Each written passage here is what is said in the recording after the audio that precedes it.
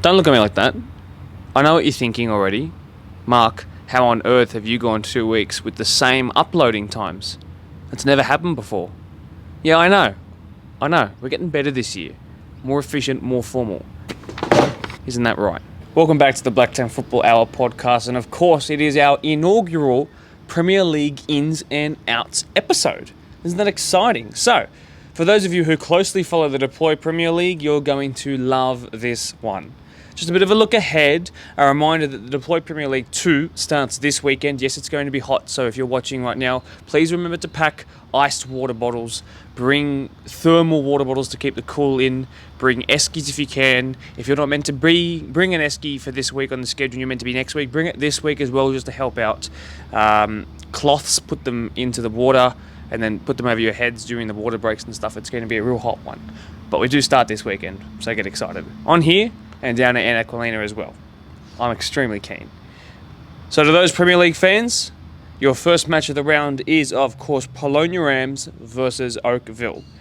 And you'll get the chance to really know these teams from this podcast. So do make sure you stick around and watch them because, just like last year, they're going to feature. And it is a very fresh-faced Polonia team and some new stars of the Oakville first grade and some of the reserve grade players there as well who are looking to improve on last year's total showing. However, to break up the match of the round preview tension this week, I'm going to split those two longer interviews with a couple of smaller segments featuring two Deploy Premier League 1 teams. The first team will discuss some of the players that they lost last year, and the second team will discuss the players that they took from the first team. If you can guess who, you probably would have already seen the thumbnail to this video, which I haven't made yet, but you can imagine I'm certainly going to be using some photos I took here on a certain trial match earlier in the season. I think you know what I'm talking about already. But before we do any of the revealing, before we do any of the entertainment galore that's going to unfold in this episode, cue the intro music.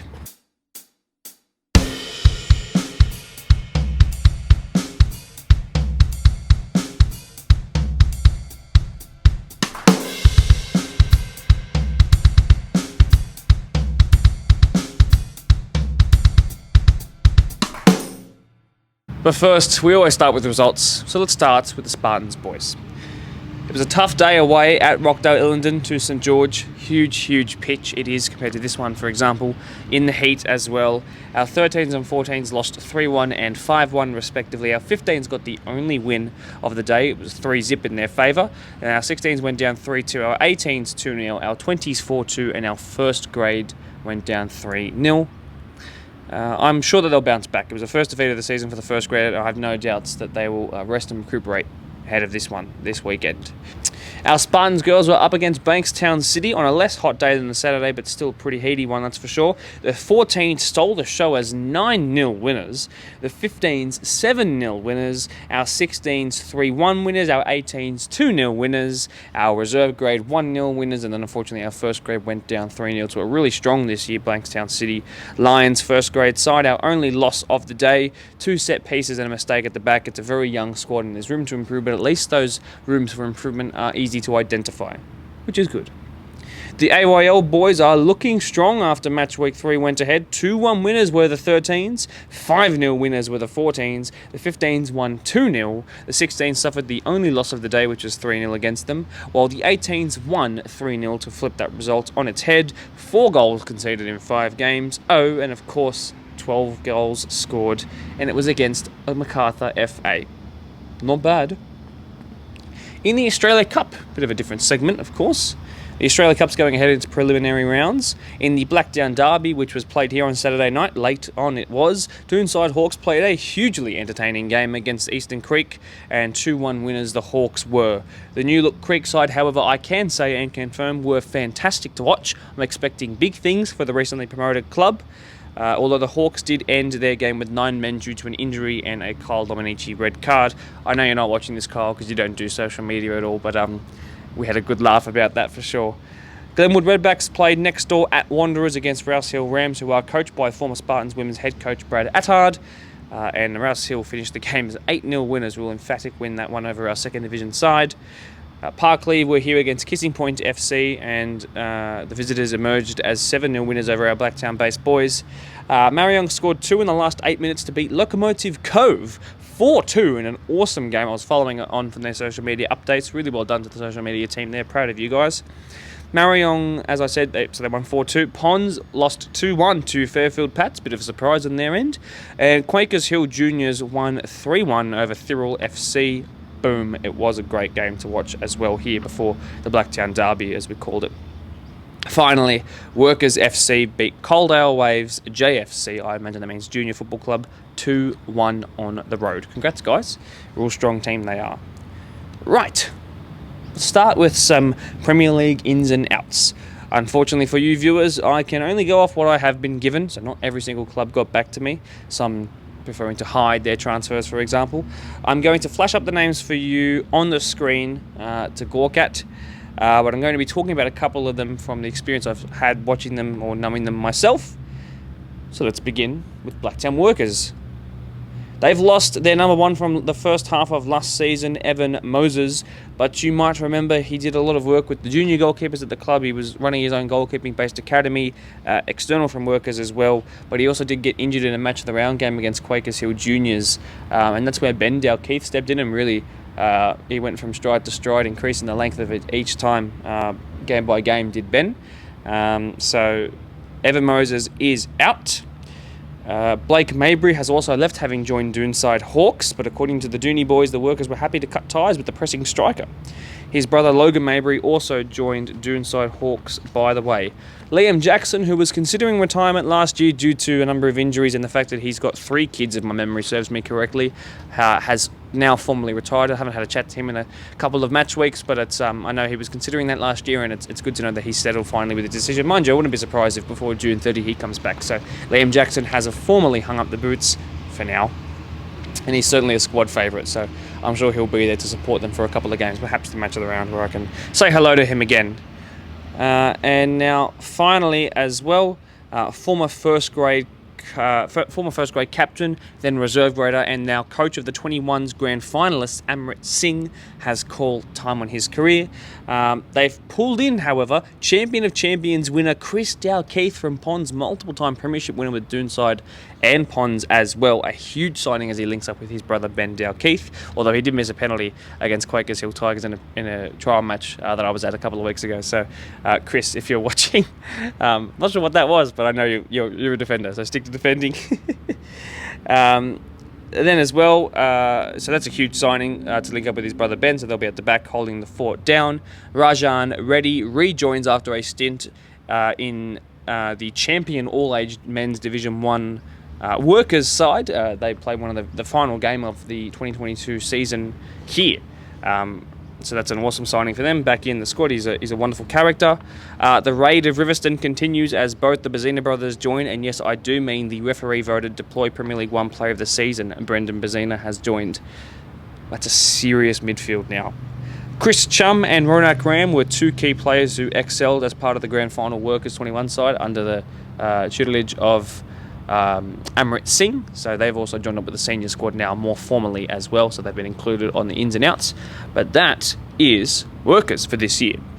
Now the aforementioned Eastern Creek. There's some names that you won't recognise on this list, but soon will once the first match of the round comes around. Much like how the original batch of Eastern Creek guys left the Blue Mountains competition to join the BDSFA, Creek have looked further west to Penrith Rovers and taken a chunk of their players, and they performed very well from my eye test here against Doonside Hawks in the Oz Cup game. They've also picked up a bloke from Oregon, USA, and Liam Polinsky joined, who I can only imagine is the brother of Nathan Polinsky. And as I mentioned in the All-Star games, in terms of the outs now, Scott Young, the captain, has retired from first grade, which is very sad. I love that guy. And Daniel Ayo, brother of Michael, both centre-backs or defensive-minded players, has also left the squad. Now, that's the ins and outs for Eastern Creek and Workers. We're going to meet now Michael and Ace from Polonia. Some fresh new faces to the coaching and captain's side. I'll see you back for the ins and outs very soon. I'd like to welcome you to meet two new individuals from Polonia who you might meet a couple more times throughout the season depending on how their performances go, of course.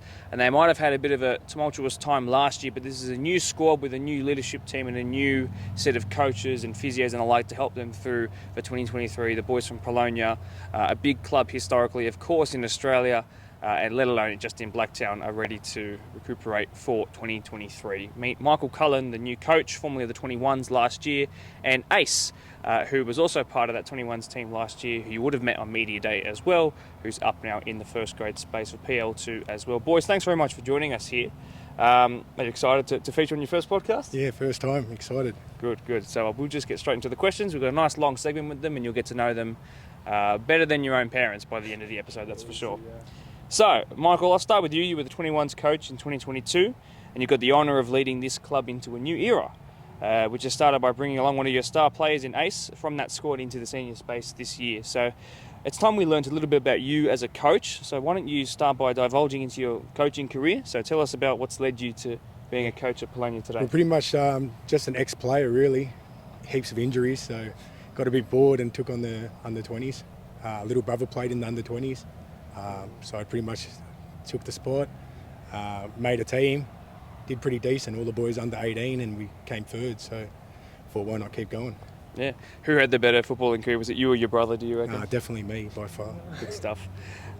So just to jog everyone's memory, how did that 21s team go last year? Was it successful in the performances and did the results show? How did you guys Yeah, man, we came third, so like I said, 20s comp, not one player was over 18 really, so we took the big shot and it paid off, did well, man. So like I said, because we were successful, we thought let's go a bit higher, let's Fantastic. go first grade. Of course, just in case the viewers are not aware, the 21s comp is separate to the Deploy Premier League 1 and 2 first and reserve grade, so they are separated by two divisions, whether it's reserve or first grade, but the 21s are all in the same division, so all those guys are playing against each other across 1 and 2, as you might know it from our live streams.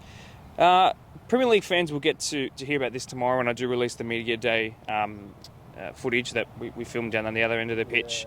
But can you spend a bit more time teaching me about the squad? I want to know who we might still recognise from last year. I know there are a couple of players who've stuck around.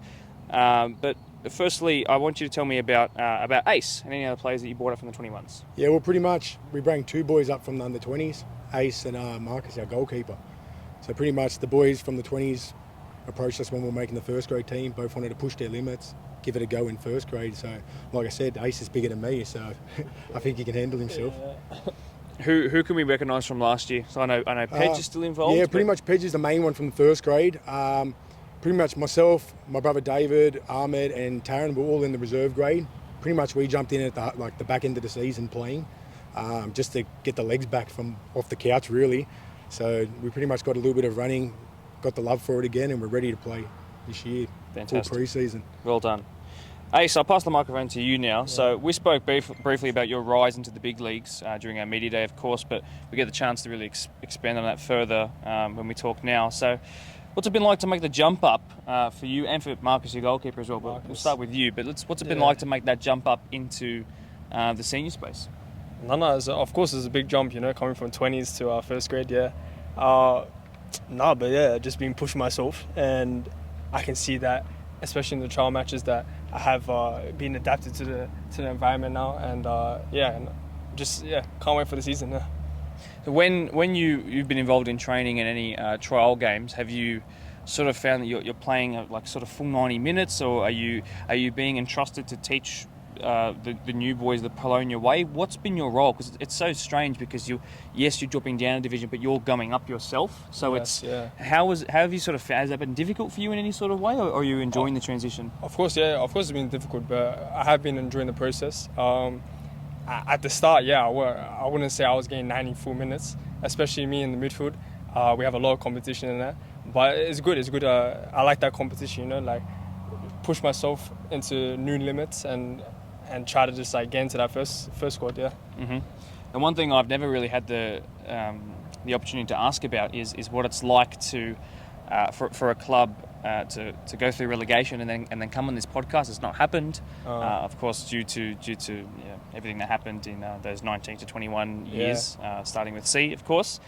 So look, I want to know, because you were both part of the 21 setup. I'm not sure if you would have really felt that same sting that the reserve or first grade would have felt, both of you, because you were sort of separate from that, except for when you jumped in for a reserve grade, as you mentioned then. So, Michael, I'll start with you as you give the mic back to him. Having to take the reins of this team with some of those players who have stuck around, that feeling of relegation and that pain is still quite fresh, quite raw. So your job has been to integrate a whole new squad almost, but also with those remaining players who are trying to keep club culture strong and trying to keep things together and are in leadership positions. How have you actually gone about going to players like a Pedge, for example, and saying, yes, last year sucked, but this year is going to be a whole lot better and I'm the one to lead you? Can you try and well, pretty much that? like Pedge would know himself as well.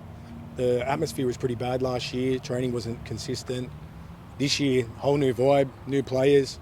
A lot of players are training, ready to go. We're all roaring. And like we said, we're hoping to go straight back up. Excellent. Talk to me about training a little bit. I know it wasn't down on the piece of paper, but what's your sort of approach? Have you been very fitness orientated? Have you really been focusing on the technical and ball work? How do you work with that? With us, most of the boys have been playing for years anyways. Like a few of us are off the couch, but been playing for years. So we're just doing the fundamentals, getting the fitness back, ball touch, and then we're just gelling with each other, getting that relationship going. Once we get that going, like we're a pretty fluent team. So that's pretty much all we're doing at training, just getting the legs back. Yeah, good stuff. Ace, just following on to you as well. Again, it doesn't sort of apply to you as a 21s player, as I said, but do you think this season in what is an easier competition than the PL1, will that be something of a breath of fresh air, do you think, for these players? And do you think that you're part of helping build that positive, you came from a third place finishing team, do you think you're part of building that positive winning culture back up now at Polonia? Of course. We're only here to win the whole comp. That's what I'm going to say. And we're 100% going to push ourselves as a team to just try and just show what Polonia is all about, especially the first grade team. And yeah, what else was there? Nope. Little interruption. That's okay. Just rookie podcast things. How you going? I will ask you one more thing before I get to the very last question, which is about. So I'm a busy man. Okay, busy man. It's okay. You can just turn it on silent or whatever. That's fine. While I ask the question. So against your actual opposition this weekend, it's a match of the round. Polonia only had the one match of the round last year. And it didn't go well for you guys, but it was on this surface, so I guess it's a bit of continuity there. Yeah. It's a first match of the round for you, and first as a coach as well. And I know you want to start on the right foot. Yeah.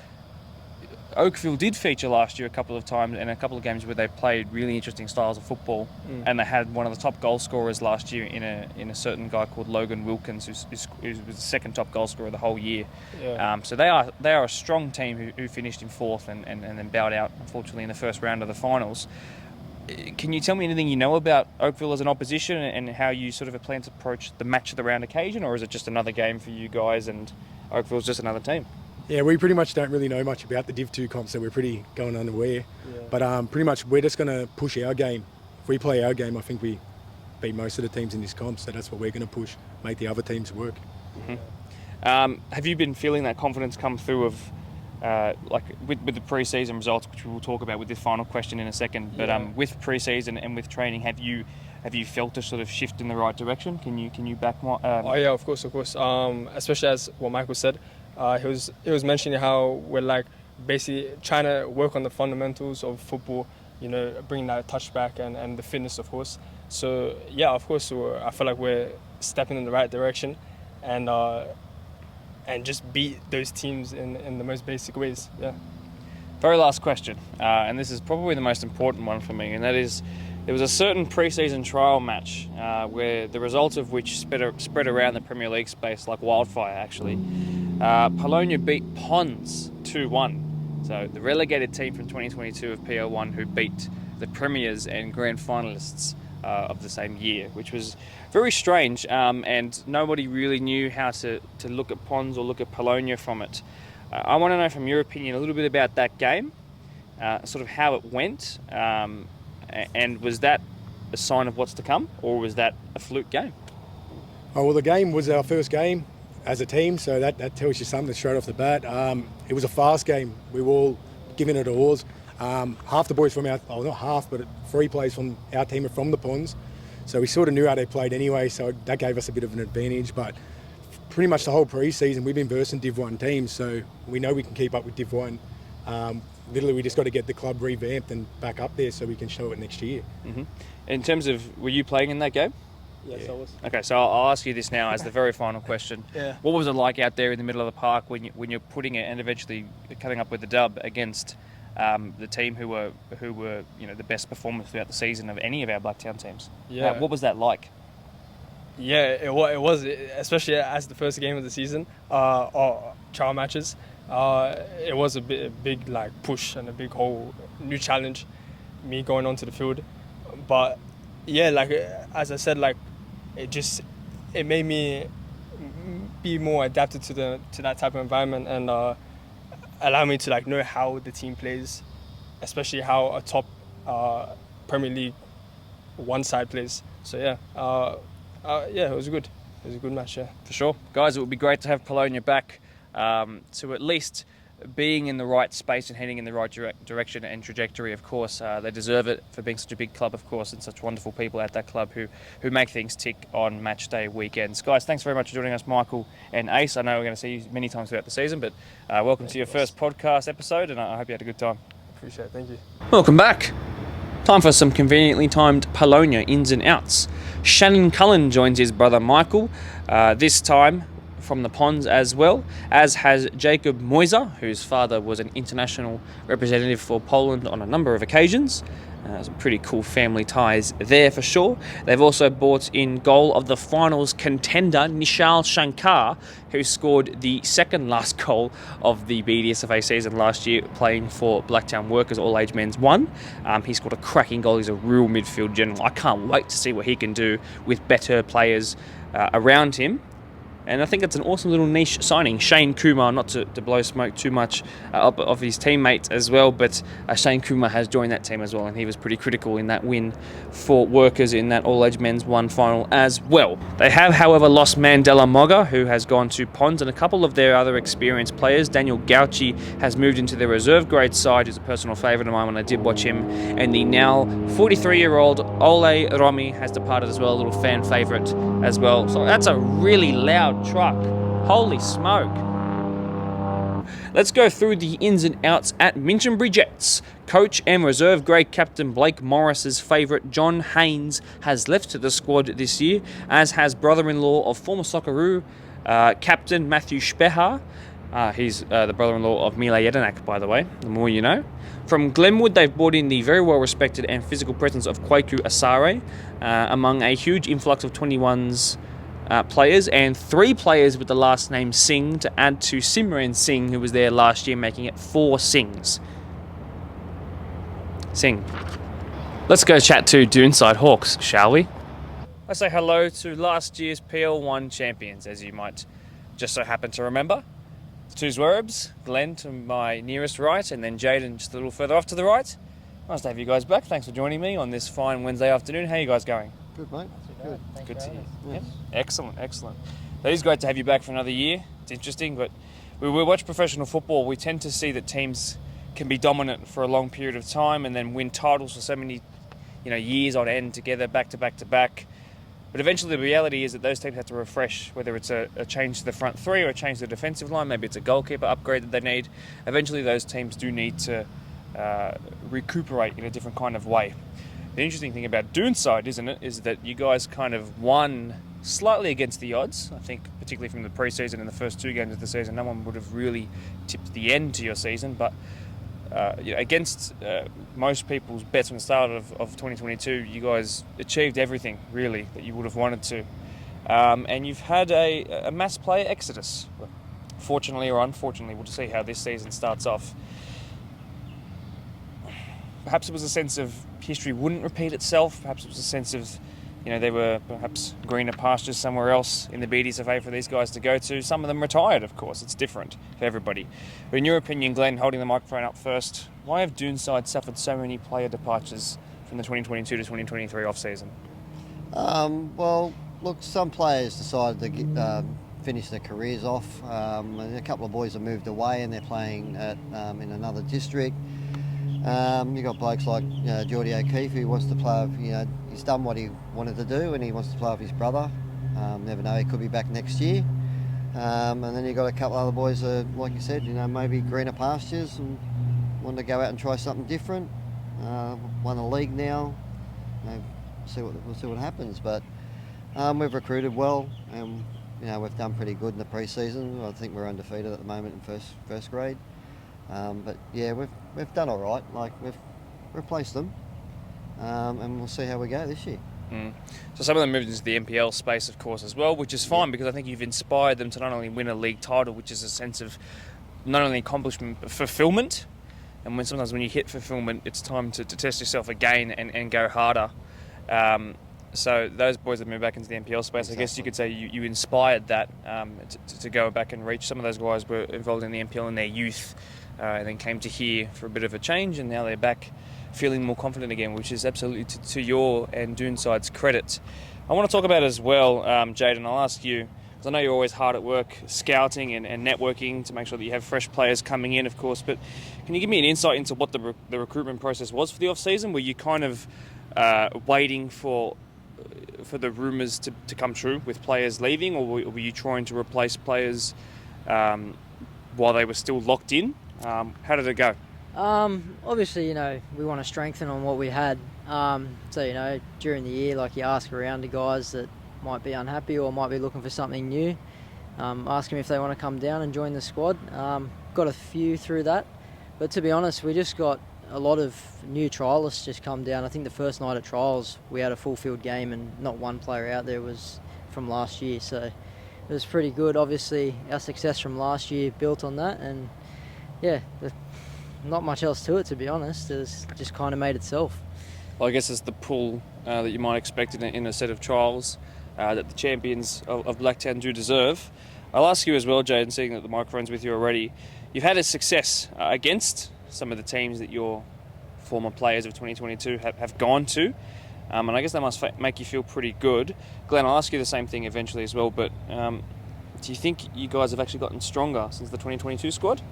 I think overall as a squad, I think we're definitely stronger. We've recruited a lot of 21s who will help out reserve grade massively this year, and that helps reserve grade help us as well. So I think, we're probably stronger in 2023, and I think, same sort of goals, and we'll do what we can this year. Glenn, I might ask you a slightly similar question, but not exactly the same. In terms of, because we've had this conversation before when we've been at friendlies and trial matches, not necessarily are you guys stronger, but the style of football. Can you explain to me what you're willing to reveal about how that might have changed from last to this season, please?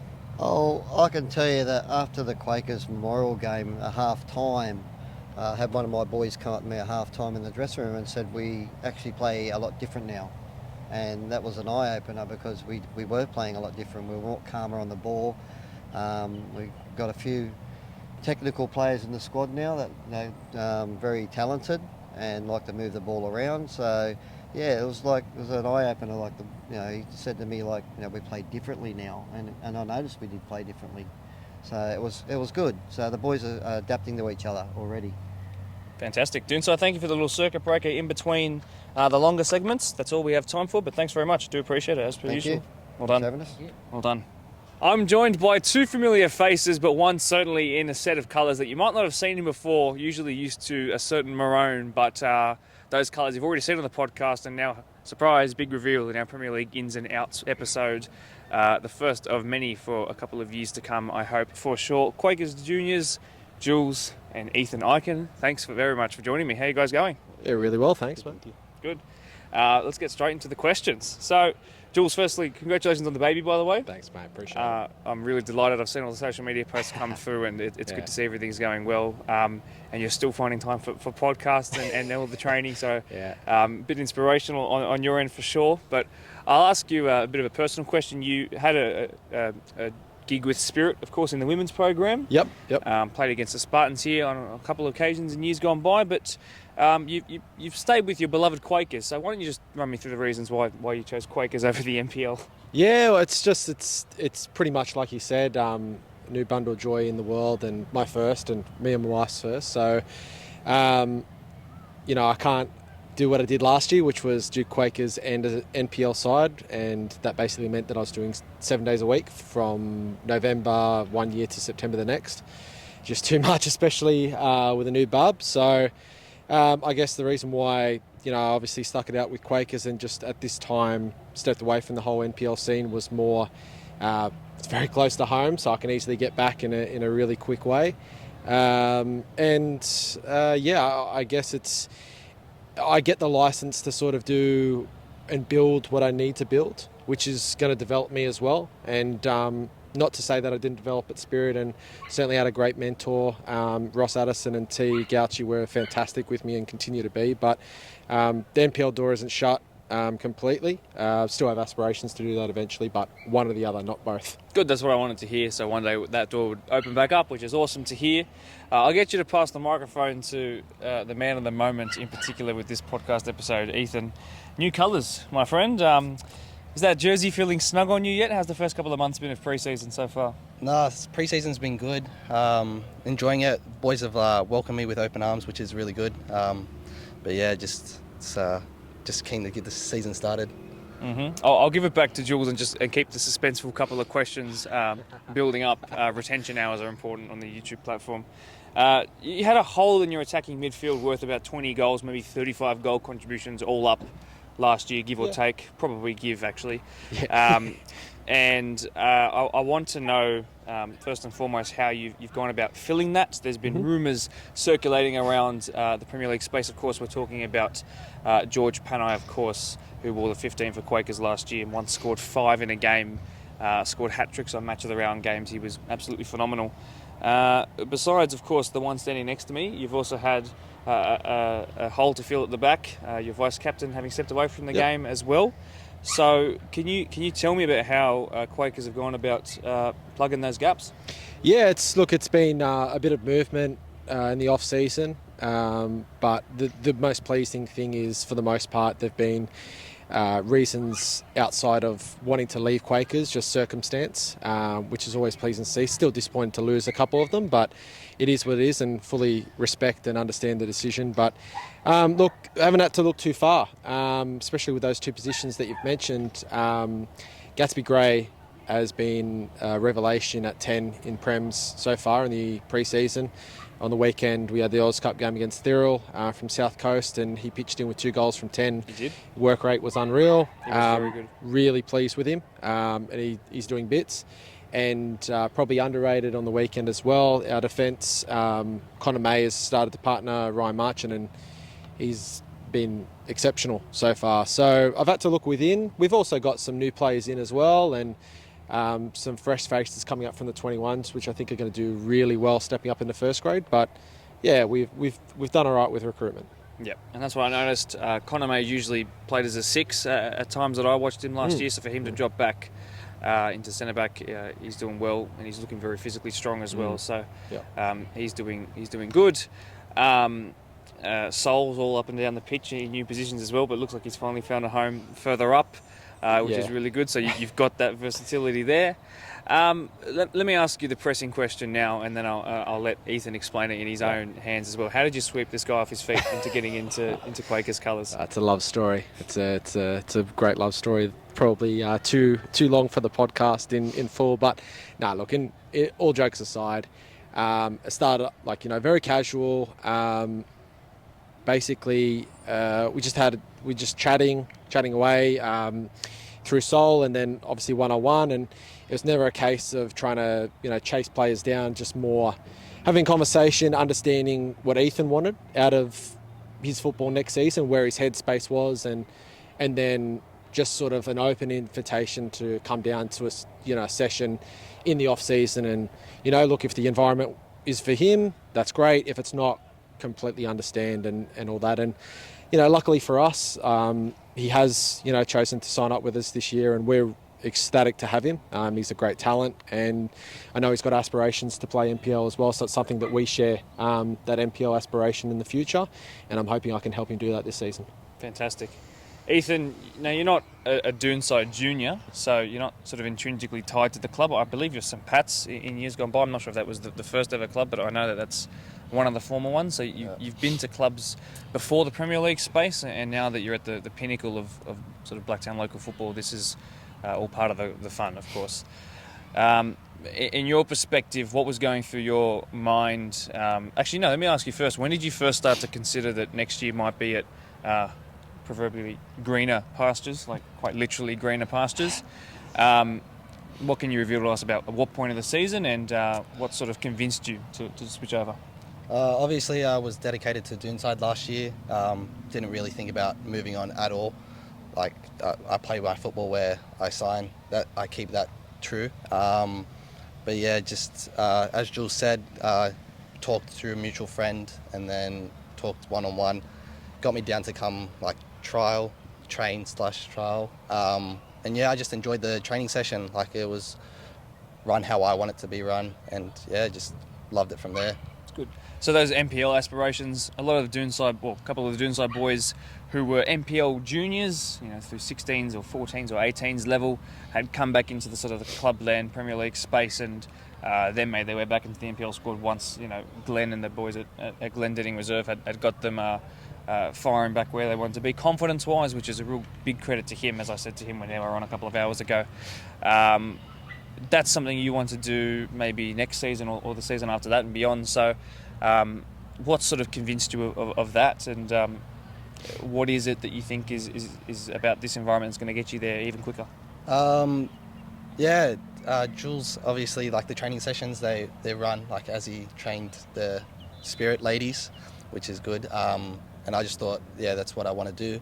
And obviously, at training, it's all the same. Like, Jules is set up while we get there and all that kind of stuff. So and it's pushes me every session to get done. Got the NPL pool. That's pretty good.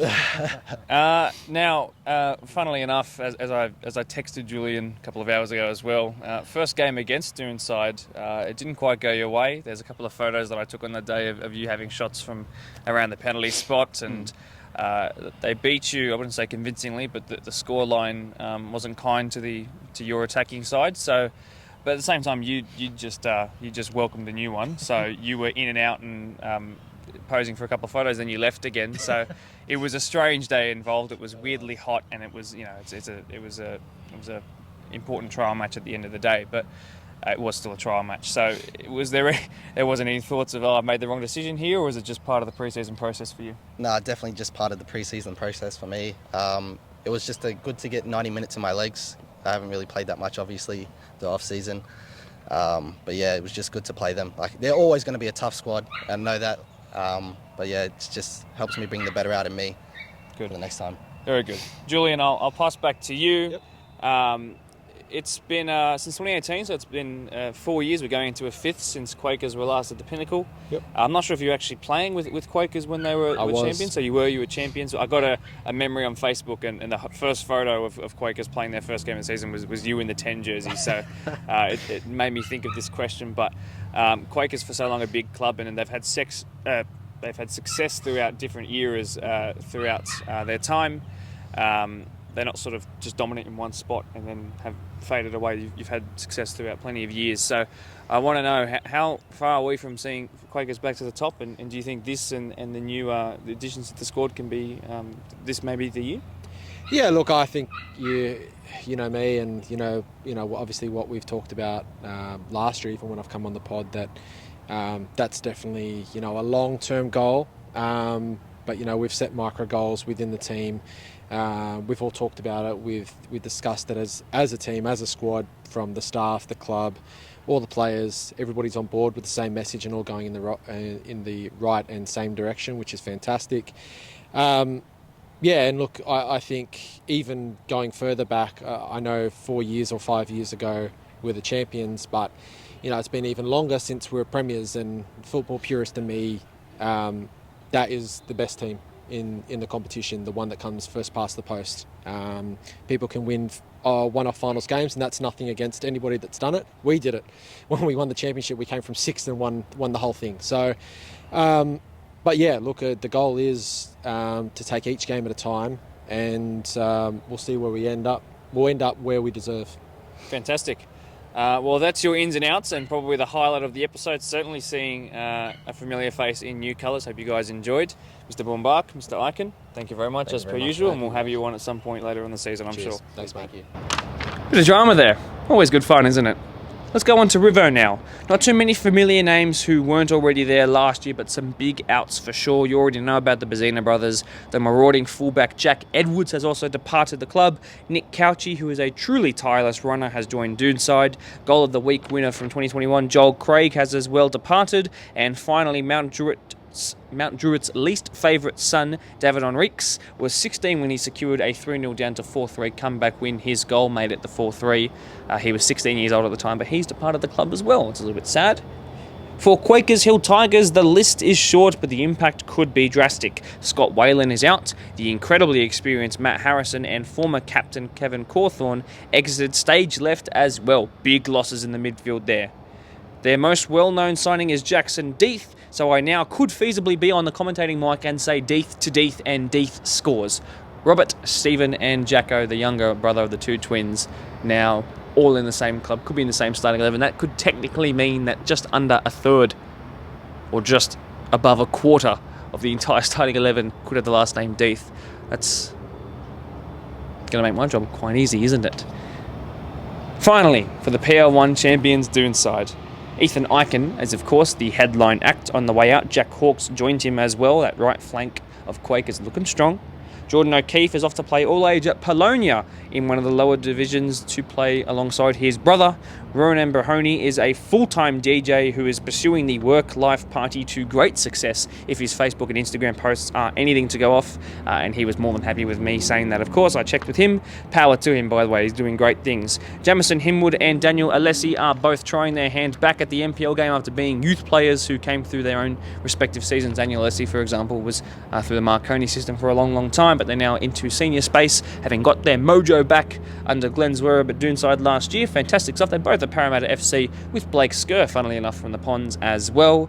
Speaking of Blake March still watches every game for Doonside, but isn't technically involved with the squad, although that might change as the year goes on, perhaps. And Alex Shafino drops out too for personal reasons, bless him. As mentioned, Blake Mabry has joined the squad and been amazing so far.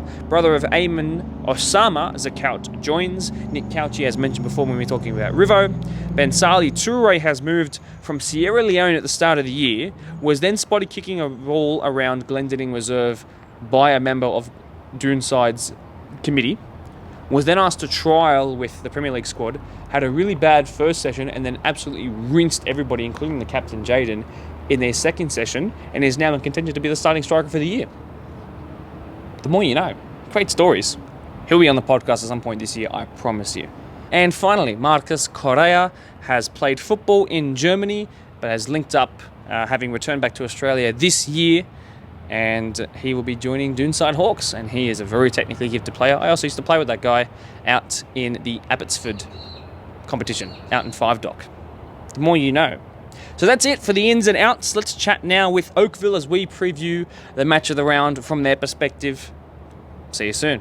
I'm joined by Oakville Ravens here tonight. New badge on their new kits as well, and they're excited to take on the Premier League once again in hopes, of course, for promotion. New and improved side, including in reserve grade as well, and they're here to answer some questions ahead of their match of the round up against Polonia here on Saturday night, 6 p.m. Boys, thanks very much for joining me here. Really do appreciate it, including some of their reserve grade members as well, here to talk about some of the improvements to their team as well. So why don't we start with reserve grade while you guys are holding the mic as well. Let's talk about sort of last season. Tell me about your involvement last year. Were you here last year with the reserve grade? We were with Always last year, yeah. So you were always last year. So Yeah. what's it been like working in with the first grade boys and training with them, and how have you found that sort of process so far? Fair bit different. Yeah, You very could fast. just pass him that. Oh yeah, cool. Cheers. Oh, sweet. You don't want to answer that? Well, he wasn't here last year, so it's not going to be hard to answer. No, it's been pretty good. It's very fast. We've had, 5 or 6 bloody trial games, 2 during the week. So, yeah, it's been a lot more than last year. I don't think we had a trial game. So, yeah, very, very different, but good. How have those? You don't have to tell me the exact results, but how have the sort of performances been? Have you taken a lot from those, and have you learned a little bit about Yeah, we yourselves? started real strong. I think we had 3 on the trot, and then sort of fell away. But our performances weren't too bad. We just played really good sides, so no, it's been pretty good. It's good to know. So Seb, I'll ask you. I'll just pass the mic to him. So I want to go back to the end of last season, which is how your season ended, unfortunately, in sort of a semi-final qualifier. It was a 3-1 against Tigers. You guys had beaten them before. You guys had lost to them throughout the season, so it was up to anyone's guess who would win this one. But what can you sort of tell me about that game as a sort of refresh, if you could sort of refresh your mind? How did that game sort of go, and was there a stale feeling with the squad in the change room afterwards, or was it a feeling of accomplishment? Well, look, it was a game of two halves, if I'm honest. First half, we could have been up 4 or 5 goals. It's a luck at the final series where you score some, you don't score some, and I think that let us down. After the game, look, the boys were gutted, but same token, we've achieved a lot this year, or last year, sorry, where we went from, second last on the table to competing in the top 4, and really the only team we didn't beat is one of the teams that got promoted. So, that's a massive achievement for us, and, moving forward into this season, the boys take a lot out of that, and I think it shows them that, we can move forward and do a lot of damage this season as well. I think Oakville as a whole, as one of the smaller BDSFA clubs, are constantly doing things that it maybe would be above and beyond and up against bigger clubs in terms of size. And I think that's been a trend that's continued going on, and you guys in the Premier League space certainly have been going on a really upwards trajectory. Obviously, you said just then you guys were second last, I think with a minus 45 goal difference, and then this time was a whole lot better, as in 2022 was a whole lot better, and monumental improvements across the board. What would you say you put that down to in a way? Is it personnel coming in? Is it the sort of training environment of the coaching, support of the club? Is it a mix of all? I think it's a bit things? of everything, if I'm honest. We sat down and we had 21s a first year in for Premier League. So we work in 3, 5, 10-year plans. Obviously, the second year in, we did, go very well, which, we expected to go well, but probably not as well as we did, which was good. But, the whole club in general, we try to work plans. We've got mini-roo clinics. We're really trying to boost it from the bottom to the top. With floods and with the members that we do have, it does make it very hard. By the same token, our job at the end of the day is to get the young kids moving forward.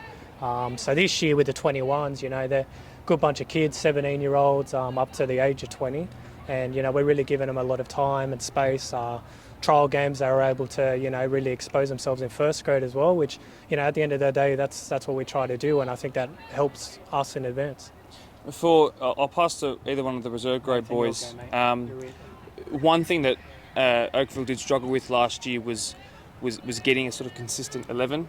If you don't mind me saying, I think it was tough to get that, and at times just simply the numbers were costly to performances at the end of the day. And of course, while not counting as much mathematically, it does count towards club championship, and that's important for promotion pushes. So with you guys coming in this year, have you noticed a sort of upturn in the sort of commitment levels and just the number of people that are at training? Is it looking like a normal squad should, in your opinion? No, it definitely is. I think a lot of the boys this year coming up from the all age are really enjoying it.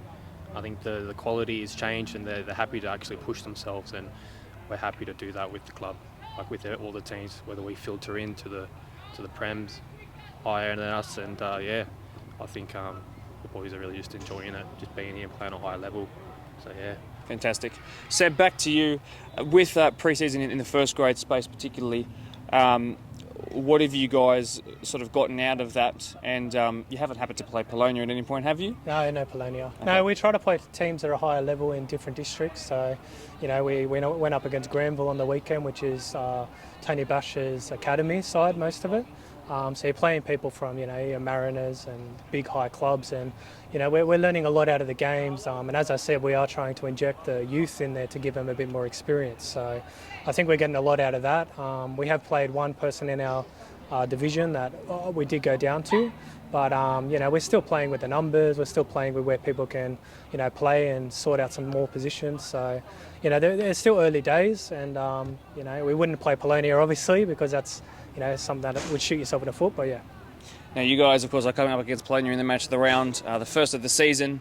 Obviously, you haven't played them, as you said, but I think in terms of any team in the entire Premier League, both 1 and 2, that we don't know anything about, it's them. So does it make you worried knowing you're coming up against a potentially a sleeping giant or a club that hasn't done anything at all? You don't know what they've done. So is that make you a little bit nervous at all, or is it something exciting and you're here under the lights? If I'm honest, it's just another game. We don't really get caught up in a hype as such. We don't want to know who they are. We just come out to play, and the team that's better on the day will win the game, and that's going across any league in the world. So have you been able to watch them at all in any of their trials? Heard anything? If I'm honest, we don't bother. Yep. Even with the match of the rounds and stuff, I know a lot of clubs do sit down, watch it, and analyse the game. But at the end of the day, we're playing our style of football, and it doesn't matter who we play against. We're going to stick to it and keep going with it.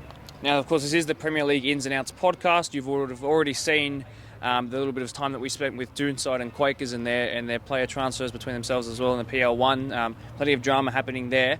I asked them about some of the holes that they had to plug, so I'll ask you guys as well, just to keep it fair. So you guys had a Golden Boot contender who hasn't rejoined. He hasn't left anywhere. Supposedly, what the rumour is that he's just not playing this year, and that's his choice. So how have you gone about sort of replacing what turned out to be about a third of the goals that you guys scored last year? That's been lost. So how have you gone about? Well, look, we've added a lot more depth into the squad, if I'm honest. We do have a few other boys that, look, if I'm honest, on their days they could score a lot more, if I'm honest with you. But, losing someone is always a big thing. It's a hard thing. And, people do get to the stage where they don't want to play football anymore, and we have to respect that. And, it's just another thing you've got to deal with every day. So it's nothing that we can, say and deny, but at the end of the day, it happens. Okay. So I'm anticipating that, as the final question from a first grade perspective, I'm anticipating that every game this year you go into, you're trying to win all of them. Is that the realistic expectation for you guys? Look, we will always do that. Realistic or not, at the end of the day, you want to win games. And for the club and also for this reserve grade coming through and our 21s, we really want to do a good job for everyone. So, being my last year as well, it's a big one, and we want to make it a good one and go from there. Surprise to me. For you guys, just in terms of the expectation for this year, if you both want to perhaps give a prediction on, have you guys sat down and set goals for this season or the seasons beyond? Is this something are you trying to finish top of the pack from day dot, or is this a process? What can you tell me about what you and the coach behind the camera have discussed so far? I think we'd be happy with a top 4 finish, anywhere in there, yeah. We're coming up from all age, so we're just seeing how we go. We've played one side from that comp, so it's hard to tell what's going to happen, but top 4 would be our goal, yeah, for sure. Is that the same on your end as well? No, exactly, yeah. I mean, this year I think it's just a test, to be honest. We're all looking forward to just playing, man. So I'd just be happy to finish top 4, would be beautiful, but we'll see what happens. Excellent. Well, you guys can catch the reserve grade up against Polonia from here, Blacktown Full Park, 4 p.m. On Saturday, which is approximately 47 hours from when this video will be going up. And of course, following on from that is the showpiece event of the evening, which will be the match of the round between the first grade Polonia and Oakville. Boys, thanks very much for being on here. Really do appreciate it. Really well done for your first time on the podcast as well. And to you, thank you. Very well done. That's going to do it for episode 2 of the Blacktown Football Hour podcast and the first ever Ins and Outs episode. Thank you so much for watching, by the way. Next week, you can expect to have a match of the round PL1 preview, and hopefully I can reveal the entire match of the round schedule for the year, as well as the entire just general schedule coming out. There are some exciting things planned ahead with all things international events and Australia-wide events, and plenty of podcast episodes that are going to be extremely exciting. But with only having Premier League on for the next 2 weeks before the whole season starts, you can expect things to be pretty Premier League focused at the moment. If you did like what you enjoyed for this Blacktown Football Hour podcast, the second episode of 2023, please do help me out by leaving a like on this video. Leave a like on the Facebook page that brought you here in the first place, and if you haven't already, subscribe to the channel. We've doubled our following in the last 12 months since I started doing the podcast, which I think is pretty good. We've gone from 1 subscriber to 2. And I'm not kidding. I am kidding. And then we'll see you back next week, Thursday 7 p.m. Can we go 3 weeks in a row on uploading on the same time? I hope so. Cue the outro music.